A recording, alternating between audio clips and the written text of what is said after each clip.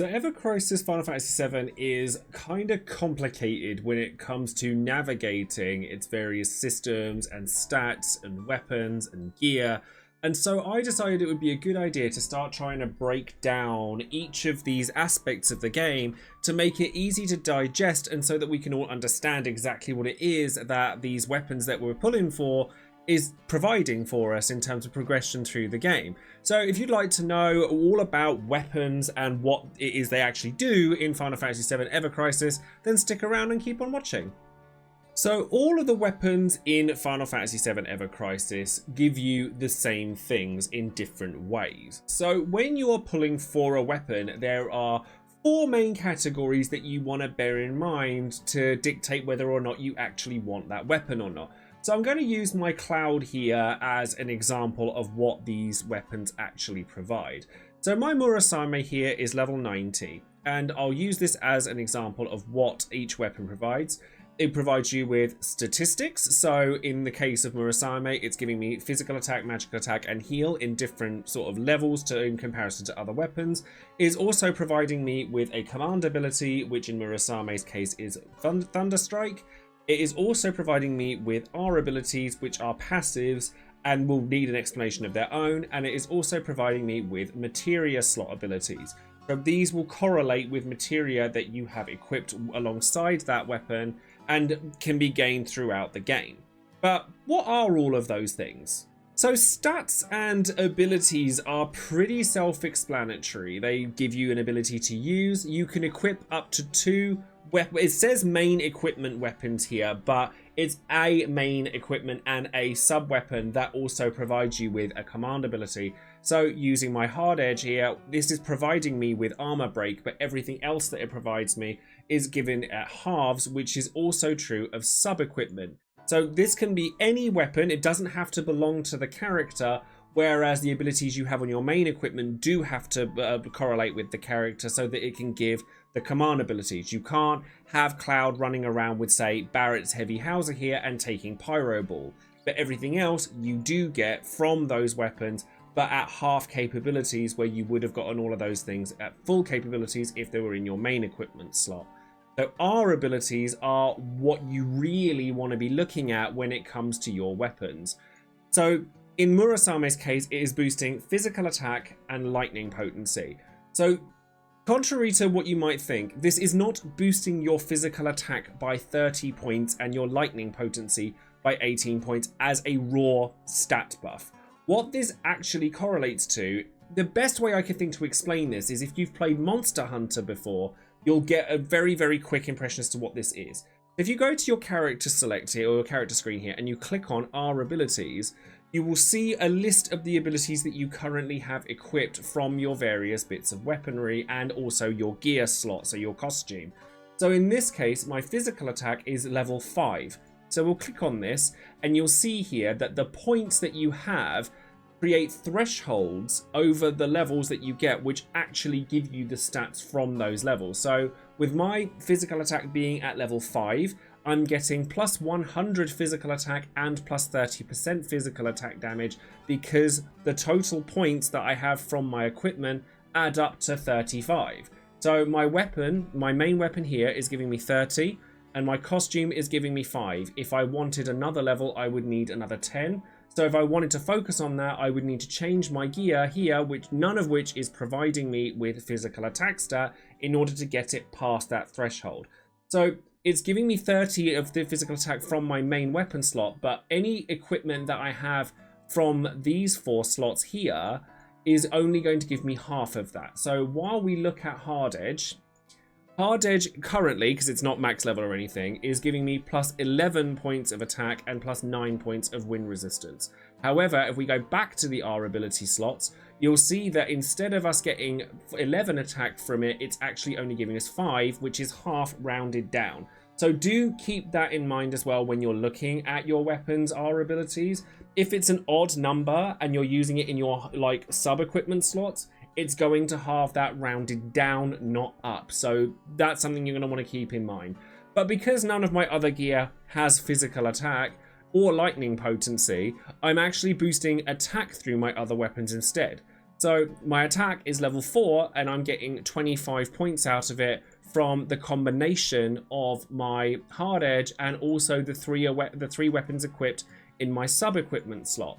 So none of these actually belong to Cloud. There is a Glenn weapon here, a Barrett weapon here, and a Zac weapon here. But because all of these are providing boost attack, I can use that to my advantage just to make Cloud's attack as high as it can possibly go. Now, materia, which you get from playing through the game, you can also synthesize your own materia through the game synthesis system, which I will dive into in a separate video. Also provides you with additional commands, and typically you'll want to use things like Ruin, because in combat you'll see sigils that you need to break in order to stun the enemy, and this is actually very important when you're going through combat. And you'll see like Ruin Blow here is providing me with combat against triangle sigils. You also get circle and X ones as well, so and they differ from materia to materia. So try to make sure that you have a wider range of materia that can tackle elemental resistances and also sigil resistances like these. But you also, in your weapons, because weapons is what we're focusing on in this video, you get SPT materia slot abilities as well. So you'll start with them with just the one, and then as you experience boost the weapons, or you level cap break the weapons, you'll unlock up to 3. And I've used the example here because you'll notice that one of these is not glowing while the other 2 are. So what this is in relation to is that the weapon ability for the materia slot is physical ability damage plus 20%. Thunder, or Thundara, which is the materia that I have equipped onto that slot at the moment, is not a physical ability, so it's not going to benefit from that additional 20% damage. And then if you come to the second ability slot, it's the same again, but because I have Blizzard Blow equipped in this slot, which is a physical damage attack, you will get that 20% extra. Similarly, because of the third slot on this weapon, and this is true for many of the damage dealing weapons, Sigil boost means sigils defeated by matching sigil materia during attack shift count plus 2. So when you're attacking the various sigils, like through a enemy charging their attack, you want to break it as much as possible, and therefore getting extra breakages of those sigils from the correlating materia that you're using is going to help you stun the enemy that much faster, enabling you to stop them from doing big damage and being able to do big damage back. So because my Ruin Blow materia here has the triangular sigil on it, it matches up with the slot I have here, which means I get that ability. So when you're equipping materia, try to make it match up to the different slots your weapons are providing you to get the most out of those materias. When looking at a weapon on its preview, you can see what abilities you'll be able to get from any weapon that you're wanting to pull for. You can either look at this Butterfly Edge is a weapon that I pulled in a ticket and I haven't done anything with, so let's see if it's something that I would want to use on my Cloud. So the ability that it has here is Stalwart Barrier, which gives physical defense up to a single ally, and it also does a little bit of healing. Now, because my Cloud isn't really geared towards defensive spells, it's not an ability that I would use, so I certainly wouldn't want to put it in my first or second, my main weapon or my primary sub-weapon slot, as it were, because I don't really need the command ability from it. The materia slots, it's just attack boost 1, and attack boost ice. So if it's paired up with an ice ability, it will deal 30% more damage. Probably not going to use that either. And the R abilities on it are boost HP and boost limit break potency. So you can, if you click on it, it says unlock to level 60, but if you hold press on it, you can still see what you would actually get out of it. So it increases the amount of damage my limit breaks would deal. From that, you can actually look at what the weapon would look like at level 90 with just a singular copy of it. So it would give me 32 points in HP when maxed out, 16 if it's equipped in a sub-weapon slot, and plus 6 points to limit break potency. So given that that wouldn't even give me level 2 if I was equipping that on a sub-weapon slot, that's not all that useful either. You will often find that the second ability is boosted quite significantly higher with duplicates of the weapon, and you can look at that in this page as well. So C ability tier 1, that basically means that it's at its normal capabilities, but the abilities themselves get leveled up at plus 6 to the plus 1 to the stat, and also again at plus 10. So you get a plus added onto the ability there, and then at plus 10 you get a second one added on. And you do get little bits of potency in between, so try not to be too disheartened by the idea, oh god, I need to get 11 copies of any weapon I want. But it does suggest that if you're wanting to invest in a weapon heavily, you're going to want to try and get as many copies of that weapon as you can in order to maximize the efficiency of what you're getting out of it. Because you'll also notice that the R abilities level up quite a significant amount as well as the stats and the ability itself. So we're here at level 90, no other buffs, 234 attack, which is the stat that I'm looking for Cloud, goes up to 514 if I get 6 copies of it in addition, so that I get the +1 white star there. You get quite a significant jump from +1 as well, and it's cheeky that it doesn't show you that. But the R abilities jump up from 32 to 46 HP, and from 6 to 16 limit break potency. Again, halve those if you're using it in a sub-weapon slot. And then at plus 10, you're getting plus 54 and plus 24. So you do start to see diminishing returns after the plus 6 point, apart from the additional plus marker on the command ability. But if you want to use a weapon for a really long time, then you may want to invest that heavily. I say that the sweet spots for what you're looking for from a weapon is, if you want to dip your toe in the water with it, maybe go for +1. And then try and get the plus on the command ability, and then +6 if you're wanting to get the most out of the R abilities without having to go super crazy in investing in it. So now that we understand the capabilities of each of the components of what makes up a weapon in Final Fantasy Ever Crisis, we can build a character from that. So the gear is what you get from like the stamp systems within the drawers. You also get some of these from events. There's the gear vouchers, which I have discovered some of those aren't actually too bad, particularly the healing based ones. So with Aerith, I have the healing gear here, which boosts her heal by 8 points and her magic defense by 8 points. Again, giving you the thresholds here to make the healing potencies higher after certain thresholds, and the same again for her magic defense. So it's not increasing your heal stat by 8 and your M defense stat by 8. It's boosting the level of that particular version of the ability to make your healing potency like strong. It is a little confusing, I'm not gonna lie. I wish they'd named the abilities differently from the stat, but they haven't, so that's just what we have to deal with, and that was where I was getting really confused with it, and I'm hoping that this clears some stuff up for you.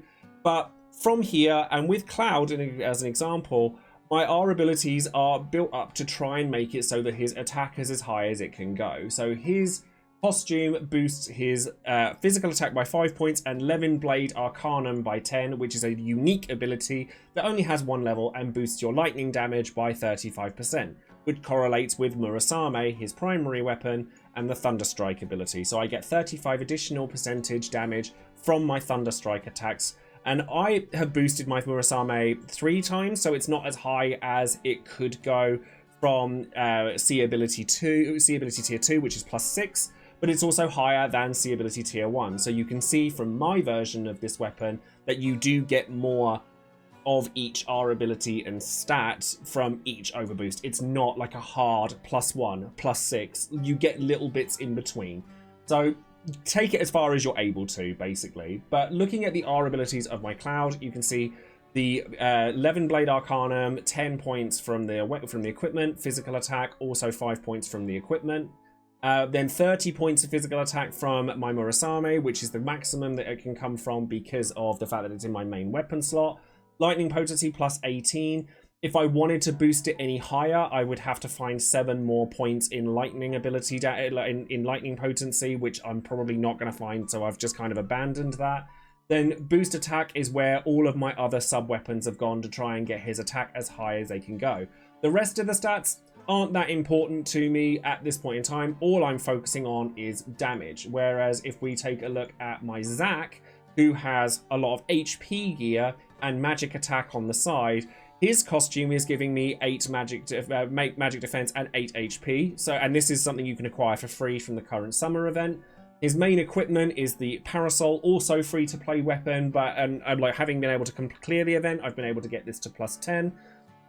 You don't have to pull for this weapon at all. You can do this just from the event. +21 HP, +24 magic defense.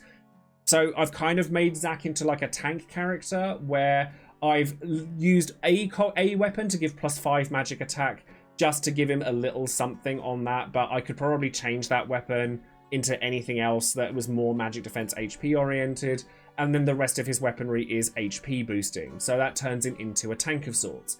And the nice thing about this system is the fact that the weapons, certainly your sub-weapons, don't have to belong to that character. They can kind of mix and match into making the character into the role you want them to play. So Tifa, for example, Wet T-shirt Tifa is a healer.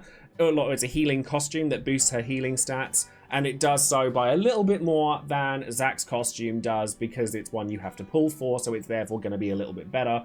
And her weapon also boosts her heal stats. So if you want her to be a strong healer, you can go about it by just pulling for healing gear for her and then pairing it up with weapons such as Aerith's Fairy Tail, which boost the healing stat.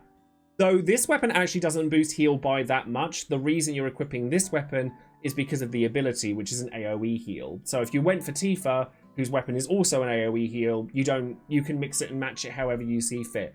But hopefully this is giving you a little bit more insight into what the weapons actually do when you're pulling for them, and therefore help inform your decisions as to whether you want to go for a particular weapon or not. So that's all for my explanation on weaponry and how the weapons actually function in Final Fantasy VII Ever Crisis. I hope that it's helped. I have to give a quick shout out to two of my patrons, Cobalt Zork and Press Play, for having conversations with me about the weaponry, because I do think that some of these systems are quite complex. But the second I started seeing it like a Monster Hunter game and having to hit thresholds for the abilities to make it so that each stat and like buff made sense, I was there, I was on it. And that's why I kind of wanted to wait a few days before I started making videos like this, because I wanted to have the confidence to be able to go, this is how this works. How you take that information, of course, is entirely up to you. I'm trying to save as much as I can in terms of resources in the early game, because I'm coasting by quite happily with what I've got from just the reroll, and I haven't felt the need to pull on anything just yet. So until I'm at the point where I need to pull, I want to kind of stay as close to free to play as I can with this game.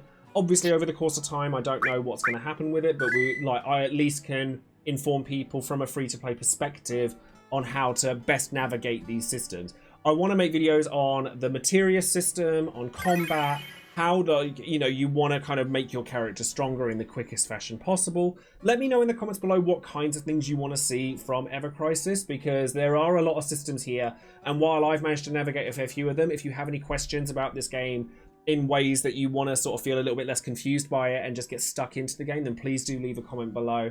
And as I said earlier, I do always shout out my patrons every time I release a video, so I will leave a credit roll here of all the lovely people that have supported my channel in the past. A massive thank you goes out to you. And of course, if you want to ask me questions directly, you're welcome to come and find me playing this on Twitch, or you're welcome to come and join in on Discord and we can talk about the game there, and hopefully we can learn to navigate this game together. But thank you all very much for watching. I hope you've enjoyed the video. Leave a like, do subscribe to the channel, because it does mean a great deal when we're battling algorithms and all sorts at the moment. So thank you very much in advance for doing that, and I will see you in the next video. Take care, everybody. Bye bye.